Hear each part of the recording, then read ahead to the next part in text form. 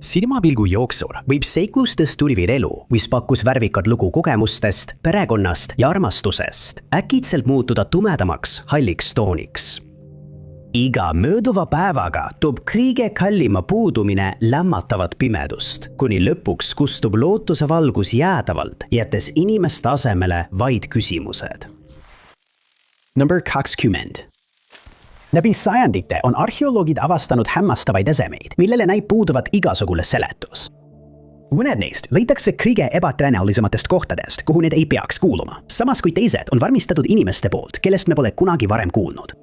Mõnede kohta öeldakse, et need sisaldavad needusi. Teistel on kujutatud loomi ja esemeid, mida me pole suutnud tuvastada, mis on pannud mõned inimesed uskuma, et need loodi teistest maailmadest pärit olendite või ammu kadunud tsivilisatsioonide poolt. Siis on veel need artefaktid, mille kohta öeldakse, et neis kummitab või et need on kurja vaimu valduses. Neid teateid võetakse tavaliselt väikese reservatsiooniga, kuid paljud Manchesteri muuseumi Egiptuse tiiva külastajad on endiselt veendunud, et üks seal eksponeeritud artefaktidest omab oma enda tahet. Kõnealune ese on keskriigi matuse kuju, mis on muuseumis klaaskapis välja pandud. Alguses arvati, et see lihtsalt üks sadadest aastate jooksul avastatud Vana-Egiptuse artefaktidest. Aga ühel päeval muutus kõik. 2013 aasta veebruaris juhtis muuseumi kuraator Campbell Praise ekskursioonigrupi läbi Egiptuse osakonna, kui ta märkas midagi kummalist, mis ei oleks pidanud võimalik olema. Väike kuju, mida nimetatakse Nabsenooks, oleks muistsetel aegadel maetud vaaraoga koos, kuna usuti, et see toimib vaarao vaimu teise anumana, juhuks kui tema muumia hävitatakse.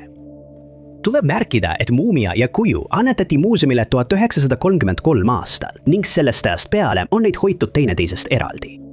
Sel päeval oli Price üllatunud, kui märkas, et artefakt oli vales suunas ja tal polnud sellele seletust.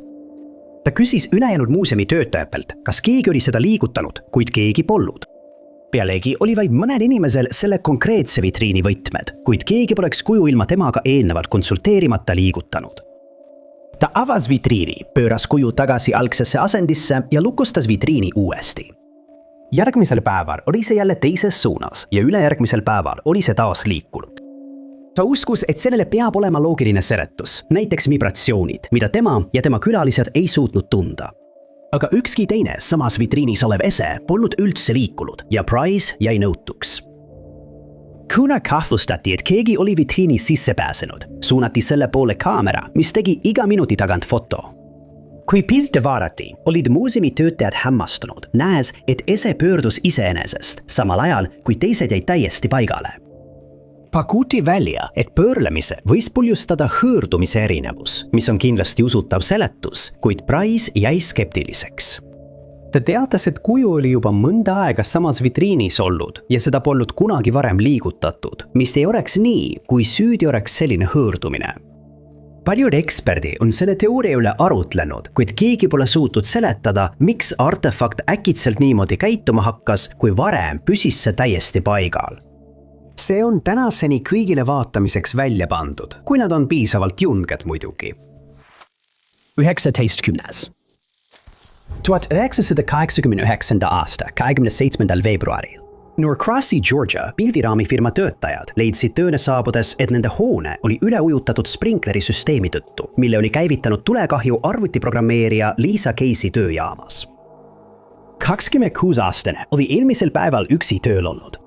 Piirkond oli kõrbenud ja tehti sünge avastus. Elutähtis vedelik kogunes Lisa laua lähedale, kuid see oli sprinkleri süsteemi tõttu lahjendatud ja rikutud. Ja Lisa oli kadunud. Politsei, kes sündmuskohta uuris, leidis lähedal asuvast metsast 10-naelase uksetõkke, mis oli kaetud rikutud punase vedelikuga ja mida peetakse võimalikuks relvaks. Lisa käekott, mida oli kõik peale tema autovõtmete, leiti lähedal asuvast katuselt pärast seda, kui piipar tööle hakkas. Tema 1983 aasta Nissan Pulsar leiti kvartali kauguselt. Uurijad leidsid ka katseid ettevõtte arvutist andmeid kustutada. Elutähtis vedelik oli määritud ettevõtte sõidukile ja punase plekiga riidest postikäru. Hoolimata tõenditest ei suudetud siiski Lisa ega tema keha leida. Detektiivid keskendusid hiljuti vallandatud töötajale, kes võltsis oma eluloo kirjeldust ja oli tingimisi vabaduses omastamise eest. Arvatakse, et ta sisenes, et feile kustutada, kuid kohtus ootamatult Liisaga, kelle politsei arvates tapeti ja seejärel viidi tema keha minema. Katlusaluse BMW-l tehtud luminoolitest leidis plekke, kuid tulemused olid ebamäärased. Aastaid hiljem vihjas kahtlusaluse naine, et Liisa võidi visata nende kinnistul asuvasse kaevu, kuid otsing ei andnud tulemusi. Liisa Geissis juhtum on endiselt lahendamata. Kedagi pole arreteeritud ja tema perekond usub, et ta poleks lahkunud enne planeeritud pulmi, mis pidi aset leidma vaid mõne nädala pärast. 18. Öeldakse, et kellakarikarahvas oli oluline pronksi aja toomisel Suurbritanniasse ning nad võisid aidata Stonehenge'i ümberkujundamisel, kuid me teame sellest tsivilisatsioonist ja nende elust väga vähe. Tänu DNA analüüsile arvatakse nüüd, et Bell Beakeri rahvas saabus Suurbritanniasse ajavahemikus 2400 kuni 2600 e.K. ning nende saabumine tähistas neoliitikumi lõppu. Veelgi enam öeldakse, et nende DNA asendas peaaegu kogu Suurbritannia algsete elanike DNA, mis tähendab, et peaaegu ükski saare algsetest elanikest ei ole seotud tänapäeval seal elavate inimestega. See tehti kindlaks uuringu käigus, kus võrreldi Suurbritannias enne ja pärast nende mõistatuslike inimeste saabumist maetud inimeste DNA-d. Juhtivteadur professor Ian Barnes teatas, et pärast nende saabumist maetud inimeste jäänustest leitud DNA oli märkimisväärselt erinev algsete elanike omast, mis viitas suurele rahvastikuvahetusele. Kellakujulise karikarahvas sai selle hüüdnime tänu oma iseloomulikule keraamikastiilile. Umbes 400–500 aastat tagasi hakkasid nad valmistama kellakujulist keraamikat, mida polnud varem nähtud ja mis ilmus esmakordselt tänapäeva Hispaanias ja Portugalis. See stiil muutus Euroopas kiiresti moekaks ja sajand hiljem nähti seda esmakordselt Suurbritannias. Kuigi sellele pole leitud kindlat seletust, on teadlased oletanud, et kellakujulise keraamikarahvas oli massilise rändeprotsessis ning nad tõid selle keraamikastiili endaga kaasa kõikjale, kuhu nad läksid. Mõnesaja aasta jooksul saabus Suurbritanniasse veelgi rohkem kellakujulise keraamikarahvast ning üsna pea olid nad peaaegu täielikult välja vahetanud piirkonna algsete elanike DNA. Meil on isegi üsna hea ettekujutus sellest, millised nad välja nägid. Tänu analüüsitud DNA-le usuvad teadlased, et neil oli hele nahk, heledad juuksed ja heledat värvi silmad. Nende saabumise ajal oli Briti põliselanikel tavaliselt pruunid silmad, pruunid juuksed ja oliivikarva nahk, mis tänapäeval enam kindlasti nii ei ole. See näib toetavad teooriad, et algsed elanikud asendati järk-järgult, kuna kellakujulise kruusi rahvas sai lapsi põliselanikega, kes lõpuks kadusid ulustusse. Mis puudutab Kellabeekri rahva päritolu, siis algselt arvati, et nad pärinesid Libeeriast, kuid eksperdid ei ole selles 100% kindlad. Samuti on välja pakutud, et nad segunesid Euroopas küttide ja korilastega enne Suurbritanniasse reisimist, mis tähendab, et nende DNA oli juba enne saabumist muutunud. Ei ole tavaline, et ühe rühma DNA täielikult domineerib ja lõpuks teise varjutab, kuid mõned teadlased usuvad, et sellele on olemas seletus. Nad arvavad, et võis puhkeda epideemia ja sellele järgnes tragöödia. On väga tõenäoline, et kellakujulise karikarahvas oli haiguse mõjude suhtes immuunne, kuid algsed britid ei olnud. Seega, kellakujulise karika rahvas jätkas õitsengut samal ajal, kui britid katkule alla vandusid, mille tulemusena nende DNA vähenes aastate jooksul. On isegi väidetud, et nad hakkasid kasutama Stonehenge'i ja paljusid teisi Suurbritannias ehitatud neoliitikumi paiku, ning et neil võis olla roll kuulsa monumendi ümberkujundamises, kuigi seda pole tõestatud. Nad tutvustasid Suurbritannia põliselanikele metallitööd, vibu laskmist ja oma iseloomulikku keraamikastiili. Kui mõni neist väidetest peaks kunagi lõplikult tõeks osutuma, võiks see muuta ajalooõpikuid nii, nagu me neid tunneme. Aga praegu on meil nende iidsete kellakujuliste anumate rahva kohta veel palju õppida. Number 17. New River Gorge'i rahvuspark on kaduks karmile kärestikurikkale jõele, mis voodab läbi kuristikus sügavate kanjonite. Vaatamata oma nimele on New River tegelikult üks vanimaid jõgesid mandril. Park ise hõlmab üle 70 000 aakri ja pakub arvukalt maadilisi võimalusi. Kuigi see park on ilus, on ta nagu paljud teisedki ohtlik ja halastamatu. Siin on aastate jooksul toimunud mitu kadumist ning just selles paigas nähti viimati jooksmas Jasmine Michelle Cruz enne tema jäljetud kadumist. 30-aastane Jasmine oli külastamas oma ema 2016. aasta 1. aprillil. elukoht asus Boonesboro tee 1100 majanubrite lõigus Deepwateris, Lääne-Virginias, vaid 25 miili kaugusel New River Gorge'i rahvuspargist.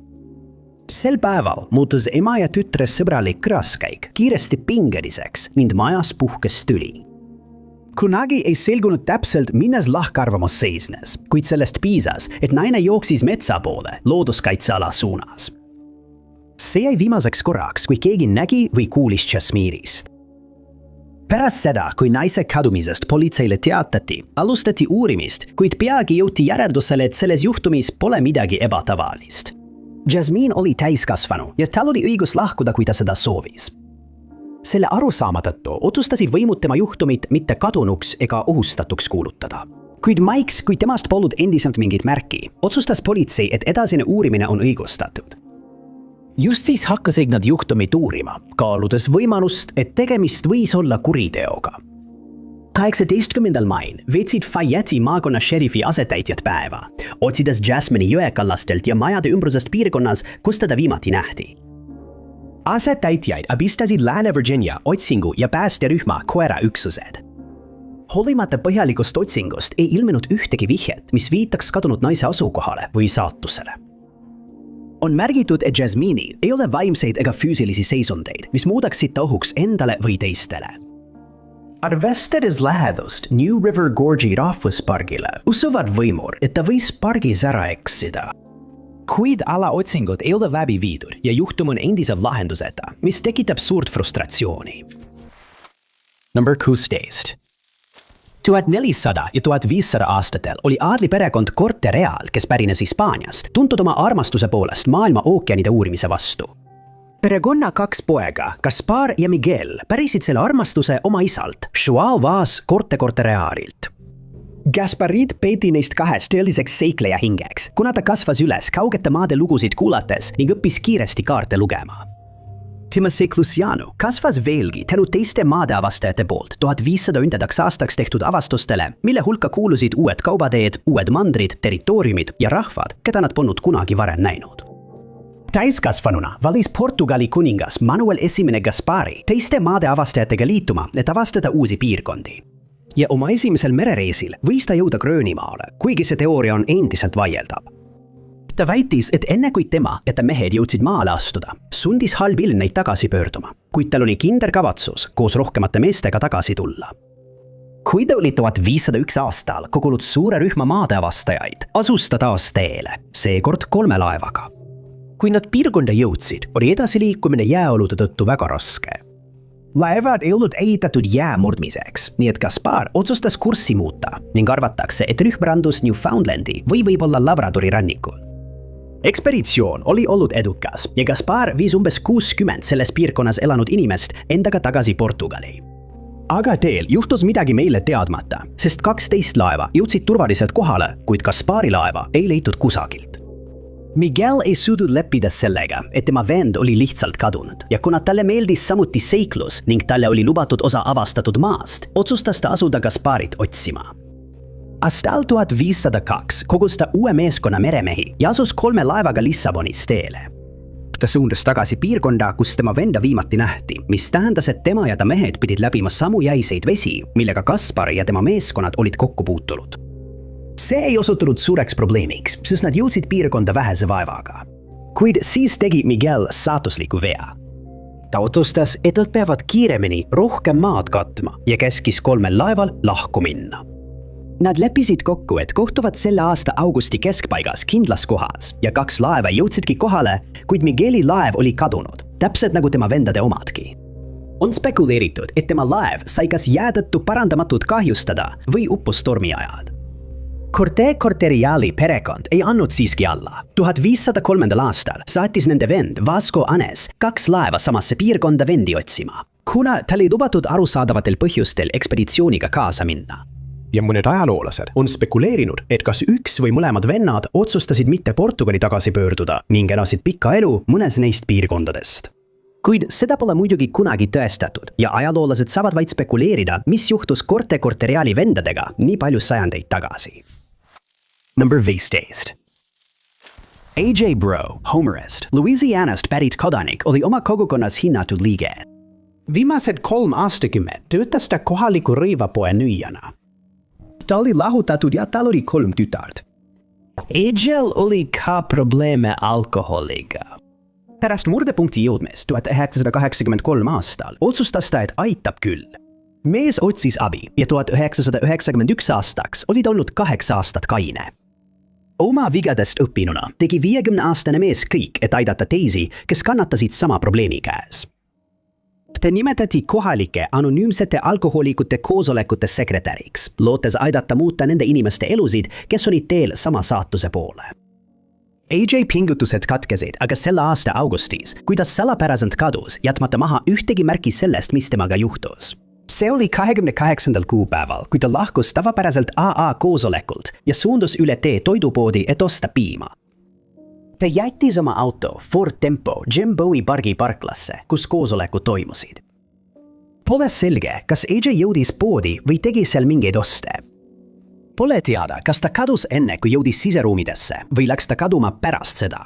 Sel ajal elas AJ ühe oma tütrega ja kui ta tol õhtul koju ei jõudnud, andis tütar järgmisel päeval teada tema kadumisest. Läks terve päev, enne kui uurijad leidsid Tempo, mis oli hüljatud Easy Does It klubi juures. Sõiduk oli lukus ja paljud tema isiklikud asjad olid jäänud sisse, sealhulgas rahakott, tšekiraamat ja pangakott, milles oli $165. Puudusid autovõtmed ja piimapaak.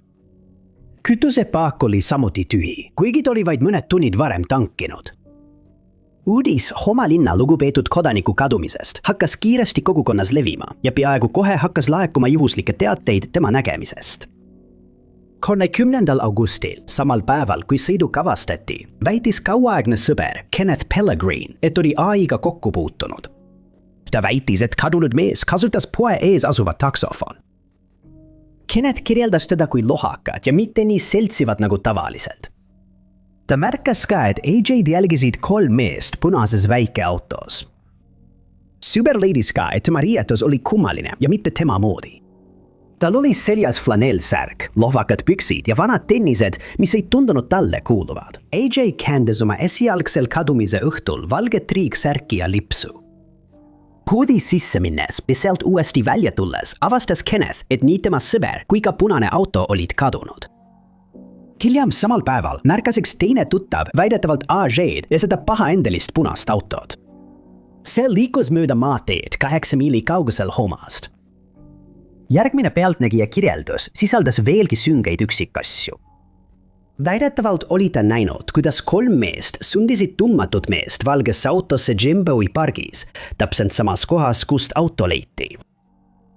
Juhtum võttis tõsiselt kummalise pöörde, kui politseijaoskonda saabus sedel, milles väideti, et AJ oli oma kadumise õhtul joobes ja sai endale ise kõhtu vigastuse. Märkuses väideti, et ta pandi seejärel puuvillakotti ja veeretati tammi lähedal asuvas Soise jõeharu kaldast alla.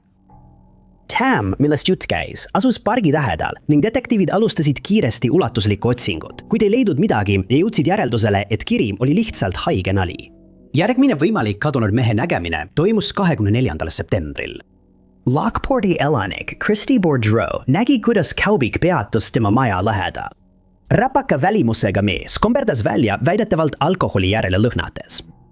Mees oli tema juurde tulnud ja küsinud, kas ta sooviks osta kotitäie külmutatud kala. Ta keeldus ja mees lahkus. Christy arvas, et mees tundus talle tuttav ja võis olla AJ. Kui talle näidati AJ varasemad politseifotod tema joomisaegadest, oli ta kindel, et mees, keda ta nägi, oli see, keda nad otsisid. Kuid hoolimata neist tähelepanekutest jäi AJ endiselt ähvardavalt kadunuks ning sõidukeid, millega teda nähti, ei leitud kunagi üles ja salapäraseid mehi ei tuvastatud. Number 9 liitist.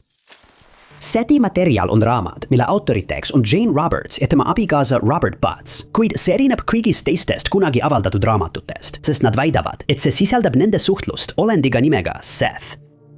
See lugu algab 1963 aastal, kui Jane ja Robert said idee teha uurimistööd raamatu jaoks, mida Robert kirjutas ekstrasensoorsest taju kohta. Nad ostsid Ouija laua ja hakkasid katsetama, et näha, kas kuulujutud nende laudade kohta vastavad tõele. Nad aimanudki, et nende elu oli jäädavalt muutumas. Selle aasta 3. detsembril hakkasid nad suhtlema meessoost olendiga, kes väitis, et tema nimi on Seth. Nad hakkasid neid vestlusi üles kirjutama, kuid lõpuks hakkas Jane saama sõnumeid ka ilma Ouija lauata, justkui need oleksid talle otse pähe sisestatud. see tähendas, et lauda polnud enam vaja, sest Jane sai lihtsalt sõnumeid Robertile edasi anda, kes need siis üles kirjutas. Seth selgitas, et ta on puhtast energiast olend ja tal pole enam mingit huvi füüsilise maailma vastu. Ta lisas, et on lõpetanud kõik oma reinkarnatsioonid maal ja elab nüüd alternatiivsel eksistentsi tasandil. ja lisaks sellele oli teave, mida ta paarile edastas, varem antud ka paljudele teistele inimestele, kuid iga uue põlvkonnaga kordasid nii tema kui ka teised olendid oma sõnumeid uuesti. Seth tundus olevat tuttav kaasaegse kõnepruugiga ja Jane väitis, et paljudel juhtudel, kui ta oli Sethiga rääkimise lõpetanud, ei mäletanud ta seda ega ka veini joomist vestluse ajal. Kuigi Sethilt saadi palju sõnumeid, oli tema peamine eesmärk õpetada Jane'ile ja kogu maailmale, et nad suudavad oma mõtteid ja uskumusi kasutades ise oma reaalsust luua. Ta selgitas ka, et reinkarnatsioon on väga reaalne ja et see on üks eksistentsi põhialuseid. Mis puudutab iga inimese enda reaalsuse loomist, siis ta pakkus selgituse, kuidas see toimib. Iga inimese sisemine ego vastutab tema füüsilise vormi ja teda ümbritseva vahetu füüsilise keskkonna loomise eest. Kogemusi, mida nad läbi elavad, määravad nende ootused, uskumused ja hoiakud ning need loob väline ego. Lühidalt öeldes selgitas Seth, et iga inimene kogeb seda elu, millele ta keskendub ja seda saab muuta ainult siis, kui ta otsustab oma ootusi ja uskumusi muuta. Jane selgitas seda edasi, öeldes, et meie füüsiline keskkond on loodud meie mõtete poolt. Need mõtted täidetakse energiaga, mis pärineb masside mõtetest ning sündmused, mida me kogeme kas grupina või üksikisikutena, luuakse samal viisil, mõtte ja energia kaudu. Lisaks väitis Seth, et tegelikkusel pole algust ega lõppu ning lubas, et igaüks, kes teda järgib, kogeb muutunud teadvust ja seiklusi, millest nad poleks osanud unistadagi. Need šansid jätkusid veel 21 aastat, kuni Jaan lahkus siit ilmast 1984 aastal. Kui paljud inimesed usuvad, et Seth polnud kunagi päriselt olemas, on paljud teised leidnud Jaani kirjutistest tarkust, kuna nad tundsid, et tema raamatud muutsid nende maailmavaadet paremaks. Number 13. Nimi Lloyd Lionel Gaines ei pruugi olla kõigile tuttav, kuid 3 kuud enne tema kadumist oli ta oluline tegelane. Lloyd oli võitnud USA ülemkohtu otsuse, mis kohustas Missouri osariigi kas võtma ta õigusteaduskonda vastu või ehitama afroameeriklastele eraldi, kuid võrdväärse kooli. Tema 3 aastat kestnud õiguslik võitlus silutas lõpuks tee ülikoolide dessegregeerimisele kogu riigis, ning ta suutis täita oma unistuse saada juristiks. Kahjuks muutus Lloydi unistus kohe pärast tema kasuks tehtud otsust õudusunenäoks. See oli vihmane õhtu 1939, aasta märtsis, kui ta lahkus oma kodust St. Louis ja ütles uksehoidjale, et läheb vaid kiirele poeskäigule markide järele. Ta ei naasnud kunagi sellelt käigult ning teda ei nähtud ega kuuldud enam kunagi. Kuna Lloyd oli üksiklane, kulus mitu päeva, enne kui keegi üldse märkas, et ta on kadunud ja veel 7 kuud, enne kui see avalikuks tehti. Ajalehed üle kogu riigi avaldasid tema foto ja kirjutasid selle alla, et ta on kadunud. See pingutus ei andnud kindlaid vihjeid ning järgmiste kuude jooksul hakkasid levima kuulujutud Lloydi äkivise kadumise kohta. Mõned arvasid, et ta langes segregatsionistide ohvriks, kes võtsid temalt elu, samas kui teised pakkusid, et ta põgenes piirkonnast ja elab kusagil mujal. Juhuslikud teated paigutasid Lloydi New Yorki kooliõpetajana ja Mehhiko linna pärast seda, kui talle maksti altkäemaksu, et ta loobuks kohtuasjast, mida ta oli algatanud. Ükski neist väidetest ei leidnud kunagi kinnitust. Arvestades ajastut, mil Lloydi kadumine aset leidis, poleks politsei seda kunagi uurinud. Kuid samuti pole selge, kas tema perekond üldse kunagi politsei poole pöördus, et kadunud isiku kohta avaldus esitada. Enamik tema sugulasi elab siiani selles piirkonnas, oodates läbimurret, mis ei pruugi kunagi tulla. 1951 aastal avaldas ajakirjanik nimega Edward T. Clayton selle juhtumi kohta artikli. Tema raport on endiselt kõige põhjalikum uurimus Lloydi kadumise kohta, kuid see ei suutnud ikkagi lõplikult kinnitada, mis juhtus kadunud aktivistidega. Praeguseks on kõik tõendid hävitatud ja see juhtum jääb veel üheks lahendamata kadumisjuhtumiks. Number 12.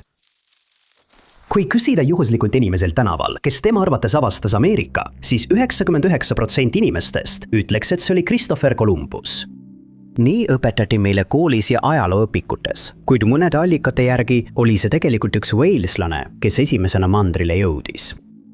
Aastal 1170 oli Owain Gwynedd Walesis asuva tseremoniaalse krahvkonna Gwyneddi valitseja ning teda peetakse siiani üheks parimaks ja tähtsaimaks kuningaks, keda see maa on näinud. Mitmel korral sattusid Owain ja Inglismaa kuningas Henry II omavahelisse võitlusse Walesi iseseisvuse ja laienemise pärast, kuna Henry keskendus Walesi Inglismaale tagasi võitmisele. Lõpuks sai Henry Walesis Owainilt ja tema liitlaste lüüa, keda tol päeval aitas ka halb ilm. 1170 aastal suri Owain ja peaaegu kohe puhkes tema 13 lapse vahel sisetüli selle üle, kes neist trooni pärib. 2 tema poega, Maelek ja Rereid, otsustasid, et nad ei taha vaidluses ega ülejäänud perega mingit pistmist olla. Nad astusid Jandelos laevale ja legendi järgi hakkasid nad läände purjetama ilma kindla sihtkohata, otsustades lihtsalt vaadata, kuhu nad välja jõuavad. Nad purjetasid üle Atlandi ookeani ja jõudsid lõpuks Ameerika mandrile. Nad otsustasid, et peavad sellest avastusest oma rahvale teada andma ning nii purjetas Maddox tagasi koju, et tuua rohkem mehi.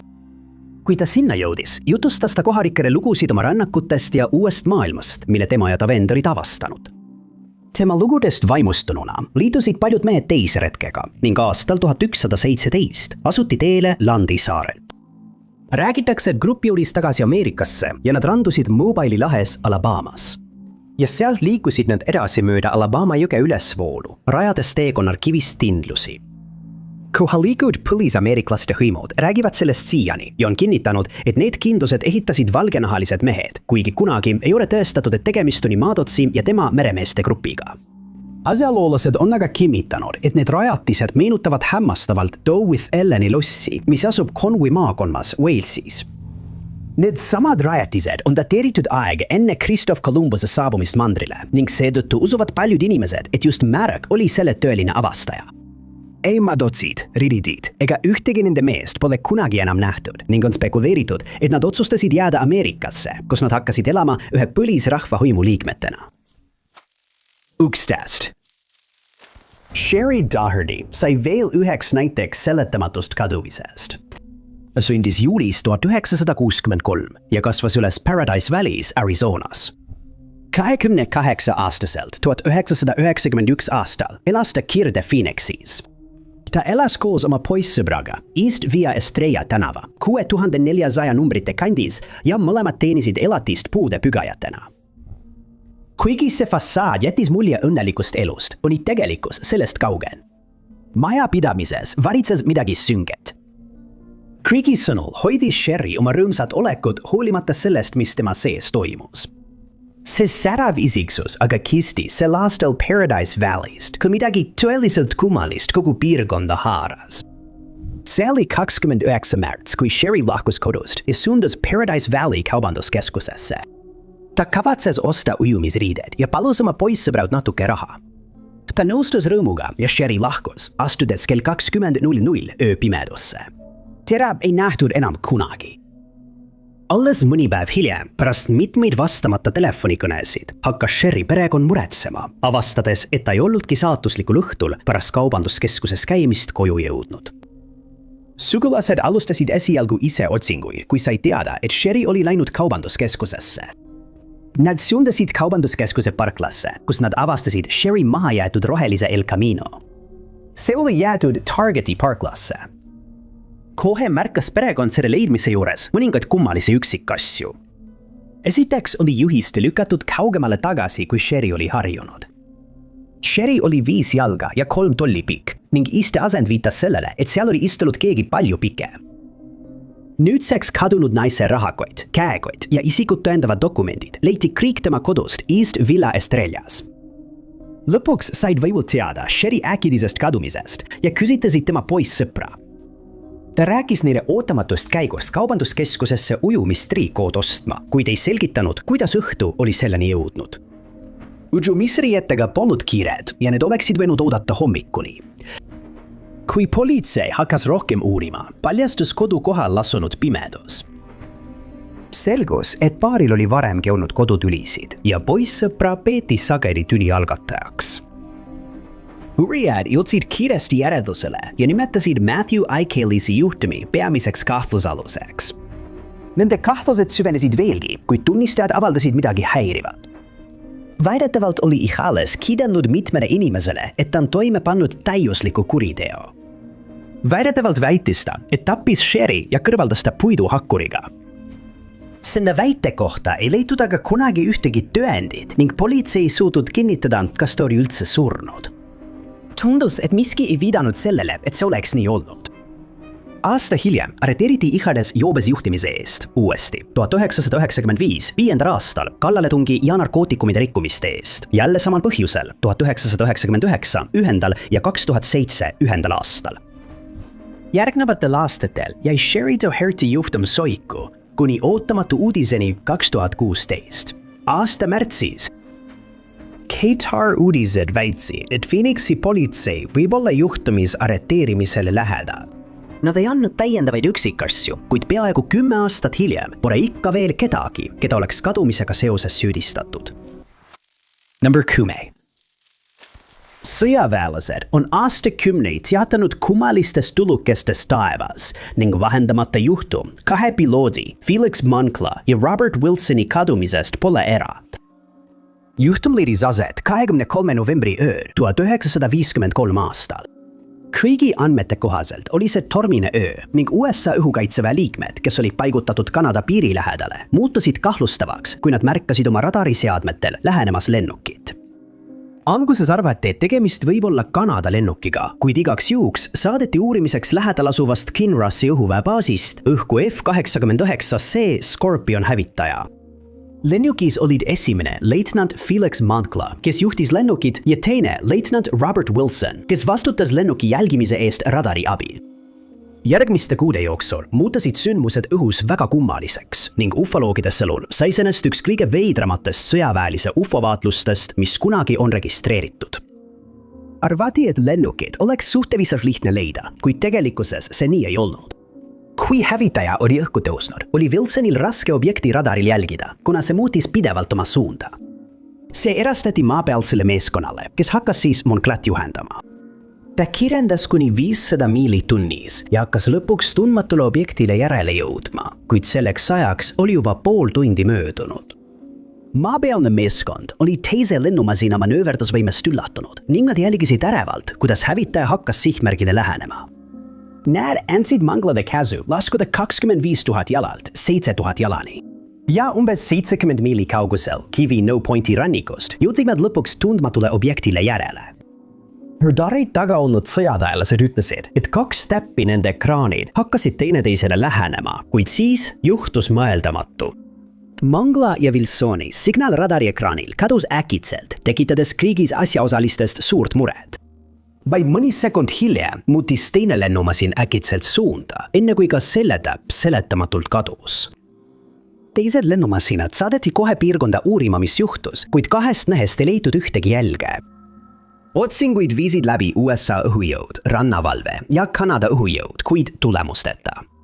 Oma raportis meediale selgitas sõjavägi, et nende radaril paistsid 2 signaali ühel hetkel kokku sulanduvat, pärast mida nende hävitaja kadus äkitselt nagu õhku haihtudes. Kuid nad muutsid seda väidet peagi ja väitsid, et radaroperaator oli nähtud valesti tõlgendanud ning et Moncla ja Wilson olid edukalt objekti vahele võtnud, milleks oli Kanada õhujõudude C-047 lennuk. Nad väitsid veel, et lennuk oli lennanud umbes 30 miili oma kavandatud kursist kõrvale ja sattunud keelatud õhuruumi. Kui küsiti Wilsoni ja Moncla kohta, spekuleerisid nad, et piloot oli ootamatult kogenud peapööritust, mis põhjustas lennuki kukkumise Superiori järve, kui 2 meest olid pärast oma missiooni edukat lõpetamist baasi tagasi pöördumas. Kanada sõjavägi teatas, et see oli väljamõeldis, kuna nad ei olnud sel ööl ühtegi lendu teinud. Ja lisaks öeldi Moncla naisele esmalt, et ta oli järve kukkunud ning seejärel, et tema lennuk oli õhus plahvatanud. Kõik viited sellele konkreetsele missioonile eemaldati sõjaväe dokumentidest ja juhtumit ei selgitatud kunagi täielikult. Paljud inimesed usuvad, et tegemist oli kohtumisega maavälise alusega, kuid kas see ka tegelikult nii oli, jääb tõenäoliselt avalikkusele teadmata, kuna selle missiooni kohta ei ole isegi ühtegi dokumenti olemas.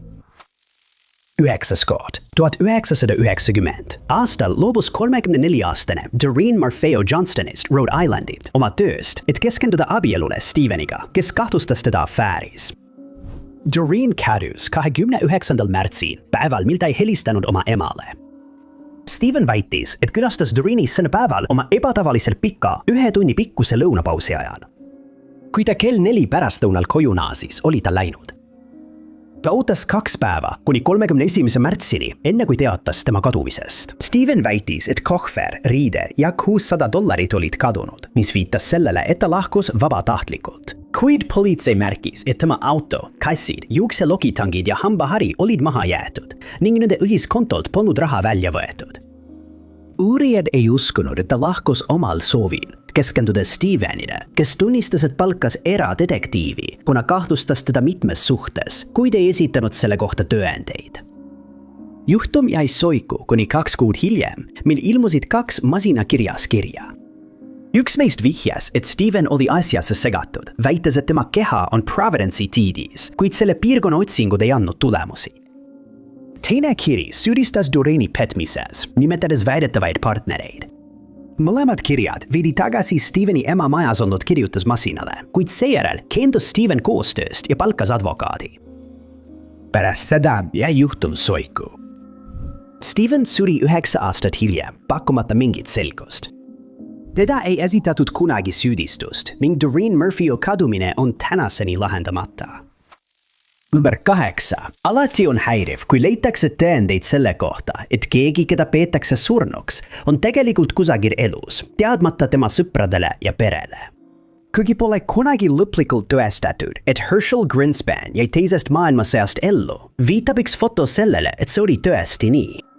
Greenspan, kes oli pärit Hannoverist, Saksamaalt, ei saanud kunagi ametlikult Saksamaa kodanikuks tänu 1913 aasta Saksamaa kodakondsusseadusele, mis sätestas, et Saksamaal sündinud laps saab kodakondsuse ainult siis, kui mõlemad tema vanemad olid seal sündinud.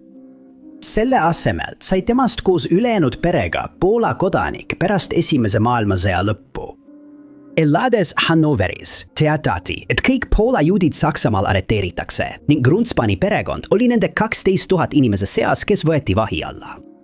Kõik nende varad ja maa võeti ära, nad sunniti rongiga Poola tagasi pöörduma. Kui nad jõudsid piirile, pidid nad umbes 2 miili kõndima, et linna jõuda, kui neile keelati sisenemine ja nad pidid jääma piirile, kus nende eest hoolitses Punane Rist. Tingimused olid kohutavad ja paljud inimesed jäid haigeks.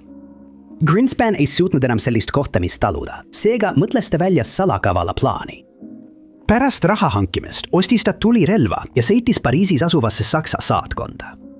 Ta nõudis kohtumist saatkonna ametnikuga, väites end olevat spioon ja et tal on olulist teavet jagada. Ta ütles, et annab teada üle ainult suursaadikule, keda ta nimetas tema eksellentsiks, kuid ta pidi leppima sellega, et rääkis Ernst von Rathiga, noorema ametnikuga. Ta viidi Van Rati kabinetti, kus temalt paluti arutatavat teavet selgitada, kuid selle asemel võttis Greenspan relva ja tulistas. Ta arreteeriti kohe, et ta tunnistas kuriteo täielikult üles. Greenspanist sai oma tormakate tegude tõttu omamoodi kuulsus ning ta andis vanglas olles, Frens vanglas Pariisis, mitu intervjuud. Süüdistus püüdis teda Saksamaale tagasi saata, et ta seal kohtu alla anda, kuid Prantsuse valitsus keeldus. Lõpuks viidi ta üle Burgassesse, kuid kui teda koos mõne teise vangiga sinna transporditi, ründasid neid Saksa lennukid. Mõned vangidest suutsid tekkinud kaose ajal põgeneda ning arvati, et Greenspan liitus nendega, kuna teda ei olnud nende hulgas, kes lõpuks Burgassesse jõudsid. Kui ta oleks seda teadnud, oleks ta tõenäoliselt põgenenud, kuid selle asemel kõndis ta Burgassesse, kus andis end politseile üles, selgitades, et ta jäi lihtsalt maha, kui ülejäänud vangid pärast rünnakut kokku koguti. Seejärel vangistati ta Toulouse'is, kuid sakslased otsisid teda endiselt. Kuna Prantsusmaa oli selleks ajaks aristunud, nõudsid nad, et Greenspan antaks neile üle, hoolimata sellest, et talle oli Saksa kodakondsusest keeldutud. Prantsuse valitsus ei olnud sellele nõudmisele vastu ning Greenspan vangistati Prints Albrechti tänava. Lõpuks viidi ta üle Magdeburgi, kuid tema edasine saatus on teadmata. Mõned inimesed usuvad, et ta suri vahi all olles, kuid teised arvasid, et tal õnnestus sõda üle elada ja ta koris Pariisi. Seda teooriat toetas 1946 aastal ilmunud foto, millel oli mees, keda paljud arvates oli Greenspan. Foto tehti Saksamaa ja kuigi kunagi ei kinnitatud, et see oli tõepoolest Greenspan, usuvad paljud inimesed, et ta elas edasi pikka elu, jäädes Saksa võimudele märkamatuks. Number 7. Kus on Magus Jimmy? See küsimus on poksimaailmas domineerinud alates 2003. aastast, kui avalikkuse tähelepanu juhiti sellele, et keegi polnud mitu aastat näinud Jim Robinsoni, üht Muhammad Ali esimestest profivastastest. 1961 aasta veebruaris ilmus ta Miamis, Floridas poksiringi kaasas vana armeekott, mis oli täis varustust. Nurmes ei pidanud kunagi Ali vastu võitlema ja oli tegelikult asendus viimasel hetkel välja vahetatud algse poksija asemel. Ta ei teadnud seda veel, kuid Robinson oli kohe saamas kuulsaks oma 94-sekundilise kaotusega tulevasele 3-kordsele raskekaalu maailmameistrile. Ta langes pürgiva poksija kõvade löökide ohvriks ja kaotas matši nokaudiga. Ali hakkas sellest hetkest alates järjest kõrgemale tõusma, saades suureks poksijaks, keda me täna tunneme. Aga mis sai Jimmyst? Jim Robinson näis pärast seda vaateväljast kaduvad. Ta taandus varjudesse ja teda märgati alles rohkem kui 40 aastat hiljem. Just autogrammi koguja Steven Singer avastas tegelikult, et poksija oli kadunud mees. Singer oli kogunud Kriegi 50 Ali vastase allkirju, kui ta 2003 aastal mõistis, et tal on üks puudu. Esimesed 35 olid lihtne saada. Teistest saamine võttis kuid lõpuks sai ta need kätte. Kiik peale ühe. Pärast vestlusi ajakirjanike, reporterite, poksi ajaloolastega ja isegi Ali endise treeneri Angelo Dundee abiga selgus peagi, et keegi ei teadnud, kus Jim Johnson on või kuhu ta oli sattunud. Just nii, maailm näis kokku varisevad. Kus oli Muhammad Ali vastane? Tundus nagu Sweet Jimmy polekski enne seda hetke eksisteerinud, kuni avastati, et ta on kadunud. Entusiastid asusid asja kallale, uurides arhiive ja esitades küsimusi, millele näisid puuduvad vastused. Järgmise 6 aasta jooksul muutus Singeri lihtne autogrammi kogumine üheks kõigi aegades suurimaks inimjahiks inimese järele, kelle puudumist keegi isegi ei märganud. Need 6 aastat olid siiski viljatud. Ei Singer ega keegi, kes teda aitas, saavutanud juhtumis mingit edu. Ta rääkis endiste tuttavatega, kes ei suutnud pakkuda muud kui oletusi. Nad pakkusid, et võib-olla oli Jim jäänud kodutuks või reisis ta mööda maailma ja nautis elu mõnes kaunis riigis. Kui mõni neist teooriatest oleks tõsi, ei jõuaks kunagi Jimmini sõnum, et teda otsitakse ja ükski pereliige ei astuks kunagi välja, et lõpuks vastata õhku jäänud küsimustele. Paljud inimesed meenutavad, et on Jimmy näinud, kuid keegi ei paista mäletavat, millal oli viimane kord. Täna ei tea keegi, mis juhtus Muhammad Ali kadunud vastasega. Number 6. Sir Charles Kingsford Smith segadust tekitav juhtum pärineb aastast 1935 ja kuna teda pole kunagi leitud, jääb tema juhtum lahendamata Austraalia mõistatuseks. Smithil oli oma eluajal üsna kuulus, kuna teda peeti kogenud lenduriks, kes kirgas palju sarmi. Tema karjääris oli palju saavutusi, mida keegi polnud varem teinud. Näiteks lendas ta üle kogu Austraalia ilma peatusteta, Austraaliast Uus-Meremaale, seejärel Austraaliast Londonisse ning sooritas esimese idasuunalise Vaikse ookeani ületuse. Kõik need saavutused on iseenesest märkimisväärsed, kuid need kahvatuvad 1935. aastal toimunud sündmuste kõrval. See algas selle aasta 7. novembril, kui Smith otsustas lennata Londonist tagasi Austraaliasse. Selleks ajaks oli Smith, või Smithy, nagu sõbrad teda kutsusid, 38-aastane ja ta otsustas lennu jagada Tommy Petherbridge'iga. Ja tol õhtul, kui päike loojus, tõusid nad õhku lehemootoriga lennukiga nimega Lady Southern Cross. Nad peatasid tankimiseks Allahabadis, Indias, pärast mida suundasid nad Singapuri.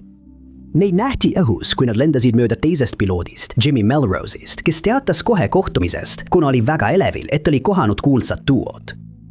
Arvatakse, et Melrose oli viimane inimene, kes nägi Smith ja Petherbridge'i enne nende kadumist. Tuleb märkida, et pärast seda, kui Smith oli noorena Bondi rannakohal lennates peaaegu elu kaotanud, tekkis tal veefoobia. See tähendas, et iga kord, kui ta lendas vee kohal, oli tal kalduvus paanikahoogudele. Kuid pole teada, kas sellel oli mingit seost tema kadumisega, kuid see tundub ebatõenäoline, kuna tal oli kaasas kaaspiloot, kes oleks saanud vajadusel kohe lennuki juhtimise üle võtta. Kui nad ei jõudnud oma sihtkohta, esitati palju teooriaid selle kohta, mis nendega juhtuda võis. Enamik inimesi arvas, et nende lennuk kukkus alla Myanmari Ai saarel kõrgetesse puudesse ja selleks oli ka hea põhjus. Kaart, mida Smith kasutas, ei sisaldanud veel seda saart, nii et ta võis unustada, et see jäi tema teele. Pealegi leiti üks lennuki terikujalgadest saarelt, umbes 18 kuud pärast seda, kui paar kaduluks jäi. 3 kuud pärast nende kadulist teatas üks teine lendur, et nägi saarel mitmeid kõrgeid puid, mis olid pooleks murdunud, kuid kuna rohkem lennukiruususid ei leitud, ei saanud kindlaks teha, kas selle põhjustas Smithi lennuki alla kukkumine. Mõned inimesed usuvad, et telik oli lihtsalt saarele uhutud ja et Smithi lennuk kukkus tegelikult palju lõuna pool alla. Sellest ajast alates on mitmed inimesed, sealhulgas ajaloolane Ian McKenzie, otsinud saarelt täiendavaid vihjeid, kuid tulutult. Kuna rohkem midagi ei leitud, pole Smithi ja Petherbridge'i kadumisi kunagi lahendatud ning sellel ööl aset leidnud sündmused ei pruugi kunagi päevavalgele tulla. Number 50. See oli rekordite püstitamise aeg. Inimesed saatsid korda suuri vägitegusid, olles esimesed, kes purjetasid ümber maailma, tegid Atlandi-üleseid reise ja jäid jalgsi ekspeditsioonidel jäässe kinni. Frank Lentz soovis samuti oma nime rekordiraamatutes seadustada ebatavalise ettevõtmisega. Olla esimene mees, kes sõidab jalgrattaga ümber maailma. Selle asemel sai temast tuntud hoopis teisel põhjusel. Frank oli pärit Pennsylvaniast ja oli kogukonnas austatud jalgrattur. Mõned pidasid tema kavandatud teekonda hullumeelseks, samas kui teised aplodeerisid talle, kui ta teele asus. Jalgrattur loobus oma raamatupidaja tööst ja määras lahkumiskuupäevaks 25. mai 1892. Ta istus Pittsburghis jalgratta selga, tehes viimaseid ettevalmistusi 2-aastaseks teekonnaks, seikluseks, millelt ta kunagi ei naasnud. Franki marsruut viis teda mitmeks kuuks üle Põhja-Ameerika, enne kui ta purjetas üle vee Aasiasse, kus 20 000 miili pikkune jalgrattareis jätkus. Jaapanist liikus ta edasi Hiinasse, seejärel Birmasse, Indiasse ja Pärsiasse. Selleks ajaks oli aasta 1894. Kui Frank lahkus Pärsiast, valmistus ta oma viimaseks etapiks üle Euroopa. Oli mai, kui Frank jõudis Iraanis asuvasse Tabrizi. Järgmine sihtkoht oli 450 kilomeetri kaugusel. Ta pidi jõudma Türgis asuvasse Uzurumi, kuid ta ei jõudnudki sinna. Selle asemel muutus Frank püsivaks mõistatuseks, mis tõi talle hüüdnime kadunud jalgrattur. Arvatakse, et ta kadus salapäraselt kuskil Türgi jõe kaugemas piirkonnas, kuid keegi ei teadnud seda veel. Alles suve lõpus hakkasid perekond ja sõbrad muret tundma. Nad polnud Frankist juba mõnda aega midagi kuulnud ja ei paistnud, et ta koju tagasi tuleb. Neil polnud suurt midagi teha. Nad teedsid tema marsruudist väga vähe ja neil polnud võimalust jõuda tema viimasesse teadolevasse asukohta. Teine rattur, Vilja, oli siiski mingil määral jälginud seda pingutust.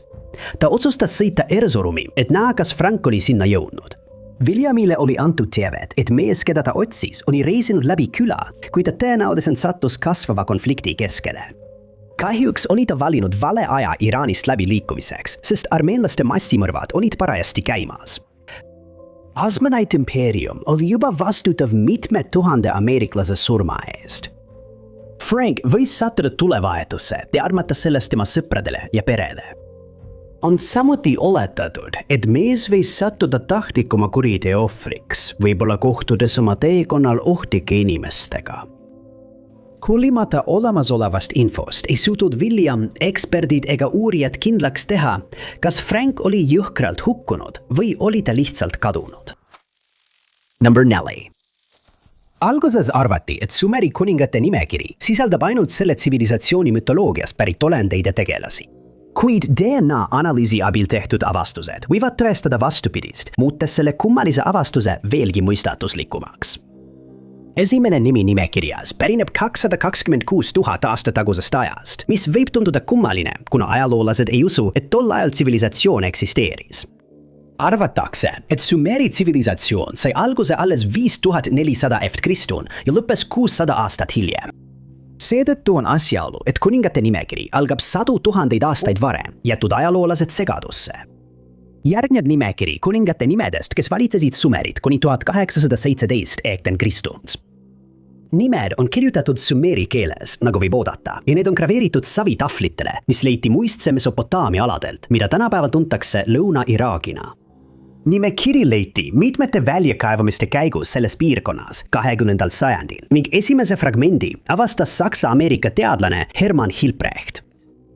Ta sattus selle avastuse peale 1990. aastate lõpus ning pärast põhjalikke uurimistöid avaldas ta oma leiud 1906. aastal. 1911. aastal avastas Jean-Vincent Schiele veel fragmente ning aastate jooksul leiti maa alt kokku 18 fragmenti. See jutustab ka suurest veeuputusest, mis oli väga sarnane piiblis kirjeldatule ja leidis aset selles piirkonnas tuhandeid aastaid tagasi. Kuid siiani pole teada, kas tegemist on väljamõeldise või ajaloolise kirjeldusega. Mis teeb Sumeri kuningate nimekirja nii kummaliseks, on see, et mõned kuningad, kes mainitakse enne suurt veeuputust, olevat valitsenud tuhandeid aastaid järjest, mis peaks muidugi olema võimatu. 8 mainitud kuningat valitsesid kokku 341 200 aastat, mis on pannud mõned inimesed arvama, et nimekiri on kas väljamõeldis või kirjeldab tolle aja mütoloogiat. Kuningas Enmu Anna on kirjas kui valitsenud 43 200 aastat ning kuningas Kaliluga on kirjas kui valitsenud 43 120 000 aastat. See on veelgi toetanud mütoloogiateooriat, kuna arv 432 on läbi ajaloo sageli kasutatud müstikas. See on oluline ka viikingitele, maiadele ja vanadele kreeklastele. Aga teistel on sellele loogilisem seletus. Mõned ajaloolased usuvad, et need numbrid on kodeeritud valemisse, mis kasutab sumerite 60 põhist matemaatikasüsteemi. Kui seda rakendada nimekirjale, muutuvad nende veeuputuse eelsete kuningate valitsemisajad palju mõistlikumaks. Aga kui seda rakendada pärast uputust valitsenud kuningate puhul, siis süsteem ei tööta. Nimekirja järgi, kui veeuputuse veed oli taandunud, laskus Sumeri kuningavõim taevast ja tekkis täiesti uus linn nimega Kish. Mõned kuningad, keda pärast seda perioodi mainitakse, on Nangish-Nungishliishma, kes valitses 670 aastat ja Zuka-Kiib, kes oli kuningas 900 aastat. Mõned ajaloolased on võrrelnud neid pikki valitsemisaegu piibli kuningatega, kelle kohta samuti öeldakse, et nad elasid 100 aastaid. Mõned on isegi oletanud, et see nimekiri on kuidagi seotud nende kuningatega, kuid seda pole tõestatud. Kokku valitsesid veeuputuse järgsed kuningad 24 510 aastat, 3 kuud ja 3,5 päeva. Seejärel liigub kuningavõim Uruki ja mitmesse teise piirkonda tänapäeva Iraagis.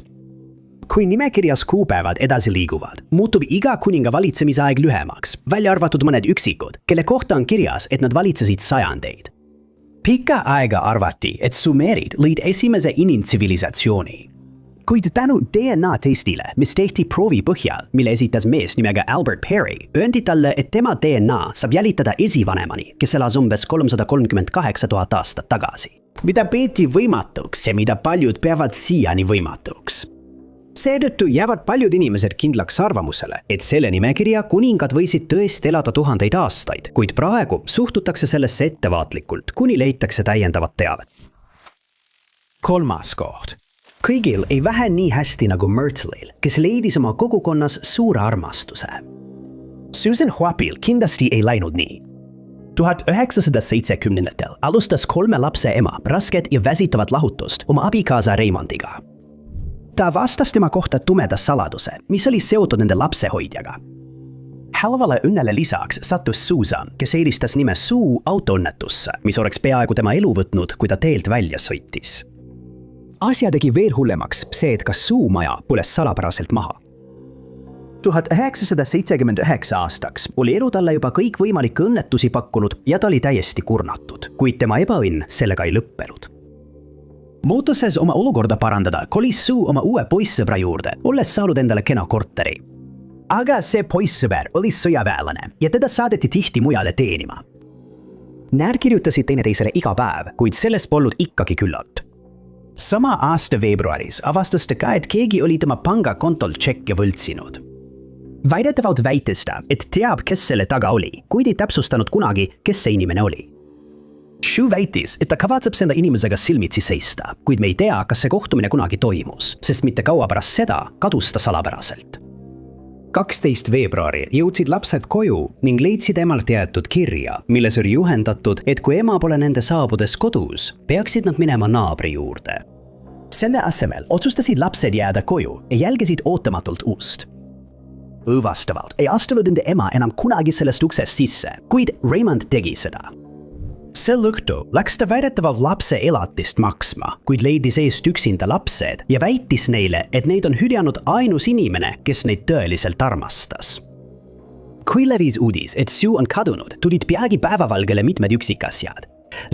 Uurijad avastasid, et naine oli lahkunud ilma lisariieteta, mis oli kummaline kellegi kohta, keda kahtlustati oma lapsi tahtlikult hüljanud olevat. Naaber pakkus hiljem välja järgmise olulise üksikasja, väites, et ta nägi, kuidas Sue istus sinisesse sõidukisse, mida kirjeldati kas kuudiga kastiautona või kaubikuna. See oli tol hommikul kell 8:30, kui naine väidetavalt tundmatu juhiga autosse istus, mis jäi viimaseks korraks, kui keegi teda elusana nägi. 29-aastane ema oli kadunud Bentry'st Lääne-Virginiast ning polnud ühtegi vihjet, mis viitaks sellele, mis temaga juhtus. Aastad venisid enne kui Sue nimi taas meediasse ilmus, kuid see ei toonud kaasa mingit kergendustunnet.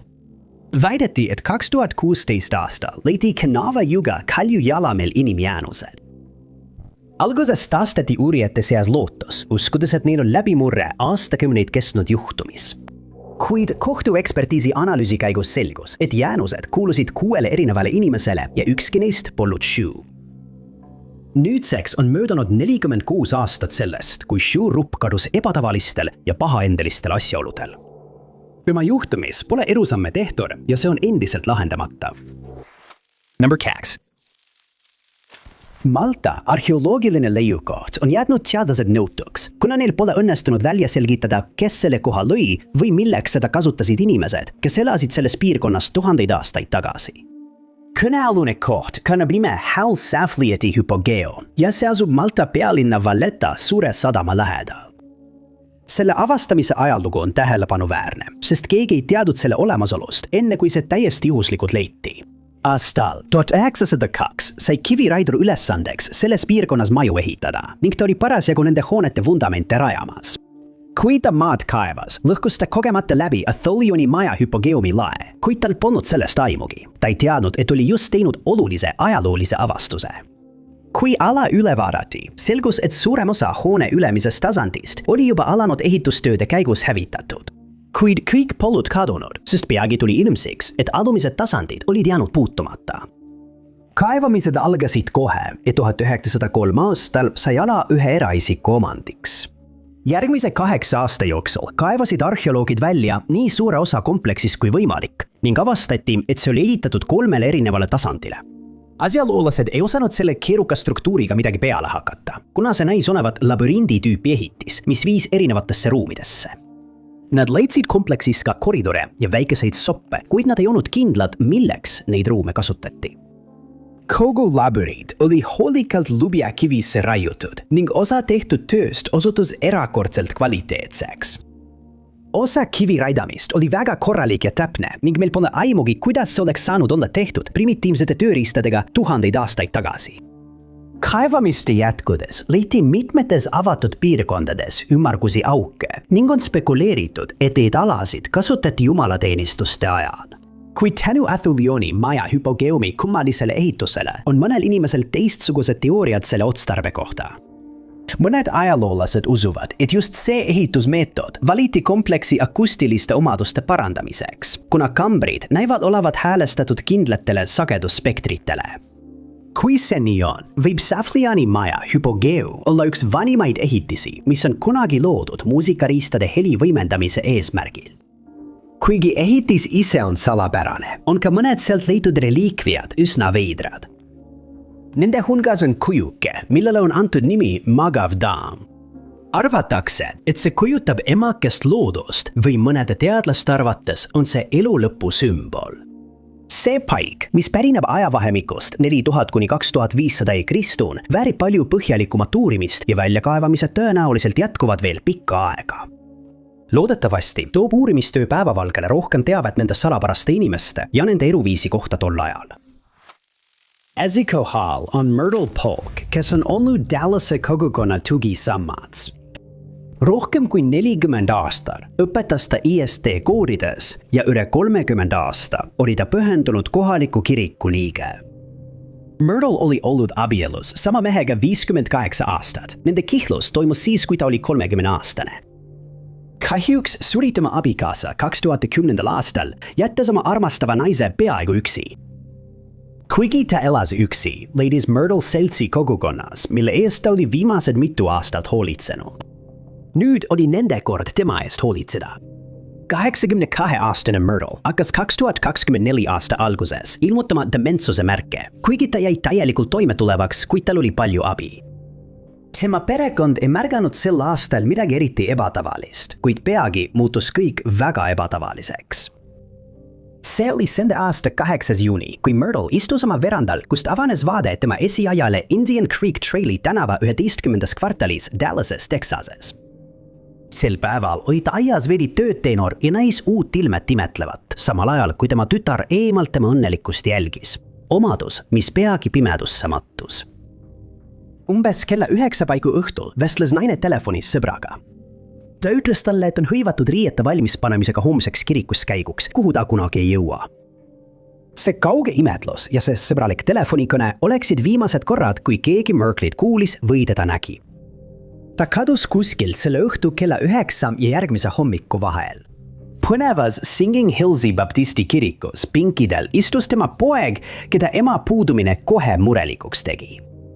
Lähemal uurimisel avastas ta, et ema polnud ka kodus ning teatas kohe ema kadumisest. 10. juuni anti nüüdseks kadunud naise kohta välja eaka kadumise häire ning korrakaitsjad asusid kiiresti uurima. Esialgsed jõupingutused näitasid, et ka Myrtle'i 2004 aasta must Lexus ES 330 oli kadunud. Selle puudumine viis oletuseni, et Myrtle oli tol päeval kodust autoga lahkunud, kavatsedes kirikusse minna, kuid sattus hätta või eksis teelt. Hoolimata ulatuslikest otsingutest ja uurimistest ei teinud võimud sel aastal mingit edusamme. Ei olnud ühtegi vihjed, ühtegi nägemisteadet ega ühtegi teadet. Myrtle oli kadunud. Möödub märkimisväärne aeg, enne kui järgmine läbimurre lõpuks saavutatakse. Selleks ajaks olid paljud juba unustanud kadunud naise, välja arvatud perekond ja sõbrad, kelle mure ootamatu kadumise pärast jätkus. See oli 4. november 2025, kui Merkli auto lõpuks leiti, kuid selle asukoht ei olnud palju tõotav. See oli olnud vee alla 5 Mile Creeki ojas, Wagon Wheel Traili ja South Lancaster Roadi lähedal. See asus üles 100 jardi kaugusel lähimast teest. Uskudes, et Myrtle on tõenäoliselt sees, alustati kiiresti jõupingutusi sõiduki eemaldamiseks jõest. Seda tehes muutus mõistatus ainult sügavamaks. Myrtle'it ei olnud leitud sõiduki seest. Temast polnud mingit märki ei selles piirkonnas ega selle ümbruses. Tundus, nagu oleks ta sõidukist lahkunud enne, kui see vette kukkus. Seejärel alustati uusi otsinguid, kaasates vabatahtlikke ja K9 üksusi. Rohkem vihjeid ei leitud ning Myrtle'i kadumine jäi kummaliseks mõistatuseks. Suur tänu, et vaatasite! Kui see video teile meeldis, siis kindlasti vajutage meeldib nuppu. Ärge unustage ka tellida ja vajutada teavituskella, et olla kursis kõigi meie tulevaste üleslaadimistega. Minu nimi on Top 5 Unknowns ja kohtume järgmises videos.